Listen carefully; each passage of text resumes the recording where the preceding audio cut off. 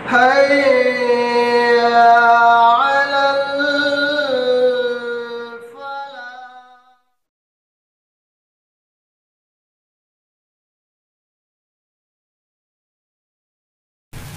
الحمد لله رب العالمين والصلاة والسلام على رسوله الأمين وعلى آله وأصحابه أجمعين أما بعد.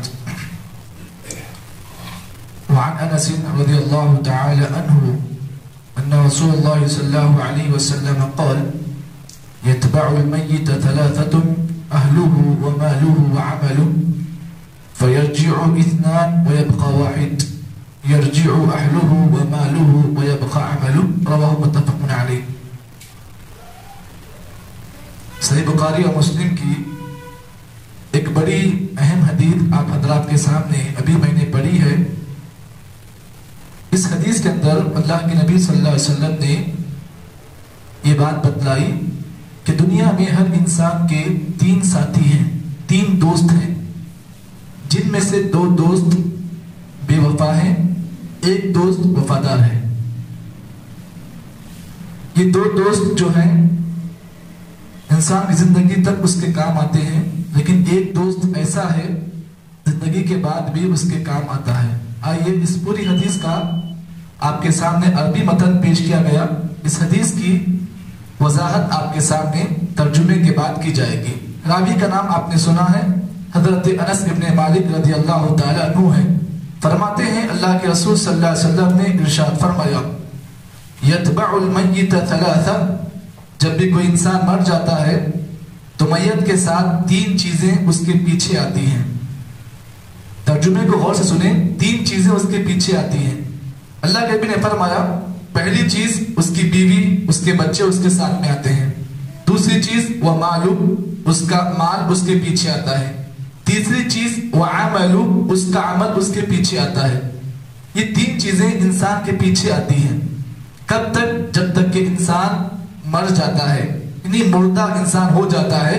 یہ تین چیزیں اس کے پیچھے آتی ہیں. اللہ کے نبی نے فرمایا فَيَرْجِعُ اِثْنَانِ، دو چیزیں ایسی ہیں جب اس میت کو خبر میں ڈالتے ہیں، ڈالتے ہی فوری یہ دو چیزیں پلٹ کر واپس دنیا میں آ جاتی ہیں.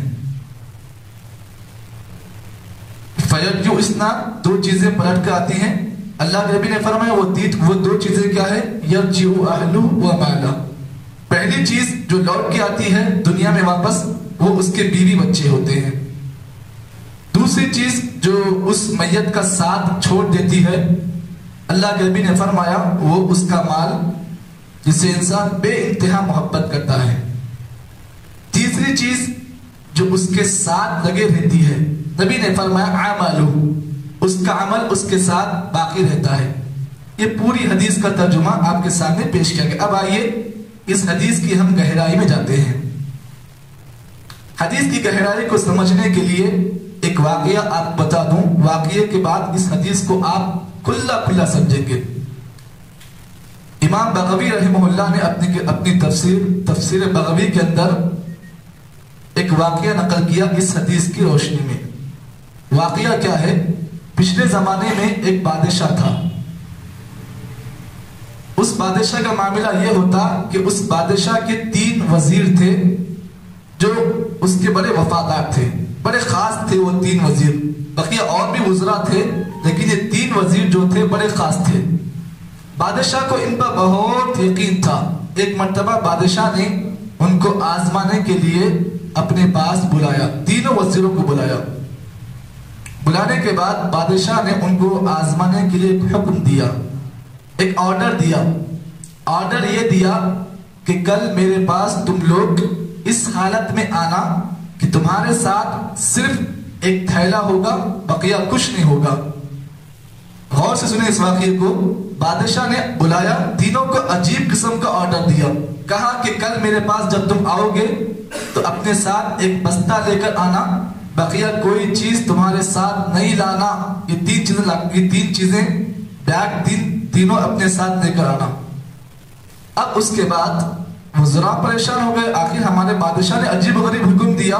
حکم یہ دیا کہ کل تین اپنے ساتھ ہم بیگ آپس میں ایک ایک لے کر آنا ہے. اب جب یہ لوگ اپنے گھروں کو گئے تو بادشاہ کے اس حکم کو سن کر حیران ہو گئے، بلا چم و چرا بادشاہ کے حکم کو مان لیا، اپنے گھر گئے۔ واپس جب کل نیا دن آیا تو صبح سویرے بادشاہ کے پاس حکم کی تعمیل کرتے ہوئے اپنے ساتھ ایک بستہ لے کر آئے۔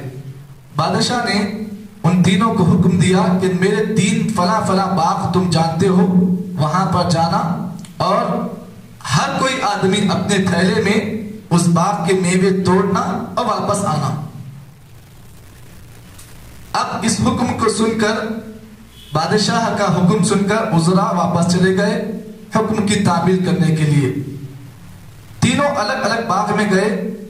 سب سے پہلا وزیر جو بڑا چالاک تھا، بڑا ہوشیار تھا، اس نے کیا کیا، بادشاہ کے جس فلاں باغ میں اسے حکم ملا تھا اپنے تھیلے کو کھولا، اس تھیلے میں اچھے اچھے پھل بھرے، محنت کی، ہر پھل کو توڑا، ہر پھل کو چیک کیا اور چیک کرنے کے بعد انصاف کے ساتھ، امانت داری کے ساتھ اپنے تھیلے کو بند کیا اور محنت کر کے پورا تھیلا بھر دیا۔ دوسرا وزیر جو تھا وہ بڑا آلسی تھا، آلسی مطلب بڑا کمزور، بڑا سست۔ اس نے کیا کیا، اپنے دماغ کے کھولے استعمال کیے۔ اس نے کیا کیا، ارے بادشاہ نے حکم دیا، تھوڑے ہی بادشاہ تھیلا چیک کرے گا۔ اس نے لاپرواہی کی اور اپنے تھیلے کو کھولا، بعض اچھے پھل نیچے رکھے، بعض خراب پھل اوپر رکھے۔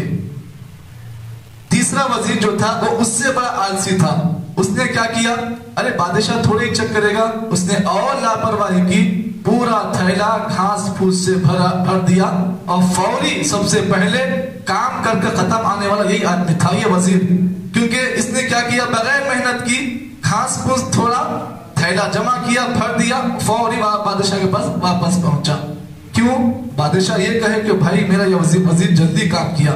اب بادشاہ اپنے دربار کو بلایا، بلانے کے بعد بادشاہ نے اپنے ایک فلاں وزیر کو حکم دیا کہ ان تینوں کو ان کے تھیلوں سمیت قید خانے میں دفن، ان کو بند کر دینا، الگ الگ جیل میں، اور جیل ایسا جیل جہاں پر کوئی ساتھی نہیں، کوئی دوست نہیں، وہ جیل بالکل داغ جیل، بالکل الگ جیل، بالکل کھنڈر والا جیل، جس میں کوئی چیز کی کوئی کمی نہیں، کوئی اس میں کسی چیز کی فراوانی نہیں۔ اب وہاں پر جیل میں صرف ان کے وہی تھیلے سمیت یہ جانا ہے، بقیہ کوئی چیز وہاں لے جانے والی نہیں ہے۔ جو تھیلے انہوں نے بھرے ہیں انہی تھیلوں کو لے جانا ہے اور اسی سے زندگی بسر کرنا ہے جب تک زندہ رہیں گے۔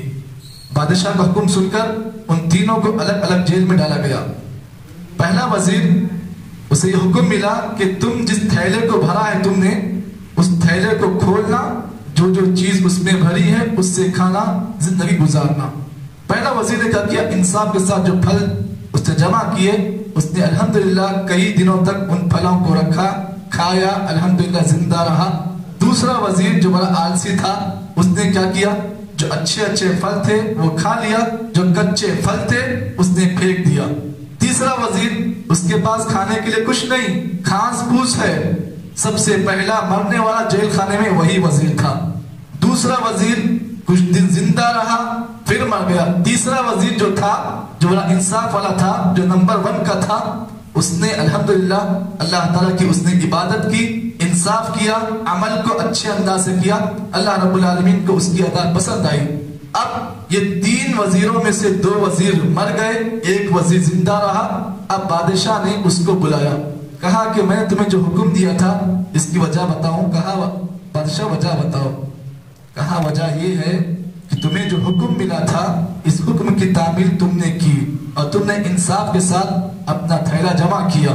اب یہاں پر اس واقعے سے آپ کو سبق یہ ملتا ہے کہ بادشاہ جو تھا وہ ہمارے اور آپ کے لیے اللہ رب العالمین ہے، جس کا حکم سننا ہم پر ضروری ہے، اور جو تھیلا، جس تھیلے میں پھل بھرنے کا حکم دیا گیا ہے وہ ہمارے اعمال ہیں۔ اگر اعمال اچھے ہوں گے تو یہ اعمال قبر میں بھی ہمارے ساتھ آئیں گے، اور قبر میں جب انسان کے ساتھ اس کا عمل ساتھ ہوگا تو پھر اسے کوئی تکلیف نہیں ہوگی۔ اور جو جیل خانہ ہے وہ انسان کی قبر ہے، جہاں پر انسان تنہا رہنے والا ہے، وہاں پر کوئی ساتھی نہیں، کوئی اے سی نہیں، کوئی واشنگ مشین نہیں، کچھ نہیں، وہاں پر صرف انسان اکیلا تنہا رہنے والا ہے۔ تو معلوم یہ ہوا اس واقعے کے ذریعے سے کہ اللہ رب العالمین جو ہمارا مالک ہے، ہمارے بادشاہ ہے، اس کا حکم سننا ہم پر ضروری ہے۔ اس نے ہمیں اس دنیا میں اس لیے بھیجا تاکہ ہم عمل کریں۔ ہمارا عمل جیسا ہوگا زندگی میں وہ عمل ہمارا ساتھ آئے گا اور مرنے کے بعد بھی ساتھ دے گا۔ اگر ہم نے عمل صحیح نہیں کیا تو یاد رکھیں دنیا میں بھی خسارہ ہوگا اور مرنے کے بعد بھی خسارہ طے ہے۔ تو اس حدیث سے ہمیں اور آپ کو سبق یہ ملتا ہے کہ انسان کے ساتھ تین چیزیں لگی ہوئی ہیں۔ دو ساتھی جو ہے اس کے ساتھ وفاداری نہیں کرنے والے ہیں، ایک ساتھی جو ہے وہ وفا کرنے والا ہے، وہ آپ کا عمل ہے۔ تو انسان کو چاہیے ہمیشہ اپنے عمل کی اصلاح کے لیے کوشش کرے، عمل کے لیے محنت کرے، کیونکہ یہی عمل ہے جو انسان کو کام آنے والا ہے۔ رہا اس کے بیوی بچے، اس کا مال، یہ تو اس کے مرنے کے بعد دوسروں کا ہو جائے گا، لیکن ایک چیز جو وفاداری کرنے والی ہے وہ میرا اور آپ کا عمل ہے۔ تو عمل کو اصلاح کرنے کے لیے عمل کے لیے محنت کریں، اپنے عمل کا جائزہ لیں اور عمل صالح کرنے کی کوشش کریں۔ اللہ رب العالمین نے سورہ ملک کی آیت میں اللہ نے یہی بات بیان کی، الذی خلق الموت والحیاۃ لیبلوکم ایکم احسن عملا۔ اللہ فرماتے ہیں زندگی اور موت کو اس لیے اس نے بنایا تاکہ وہ تمہیں آزماتا ہے کہ تمہیں عمل کے اعتبار سے کون اچھا ہے۔ تو پتہ یہ چلا کہ اللہ رب العالمین نے ہمیں دنیا میں ایک ایگزام کے لیے بھیجا ہے۔ یہ دنیا ایک ایگزام ہال ہے، ہم اس میں ایگزام دے رہے ہیں۔ کل انشاءاللہ اللہ تعالیٰ کے پاس ہمارے ایگزام کا نتیجہ پیش کیا جائے گا۔ تو اللہ سے دعا کرتے ہیں کہ اللہ رب العالمین جتنی باتیں اس حدیث کی روشنی میں آپ حضرات کے سامنے پیش کی گئیں، اللہ تعالیٰ ہم تمام کو اس کے مطابق عمل کی توفیق عطا فرمائے۔ سبحان اللہ بحمدہ، سبحانک اللہم وبحمدک، نشہد ان لا الہ الا انت، نستغفرک ونتوب الیک۔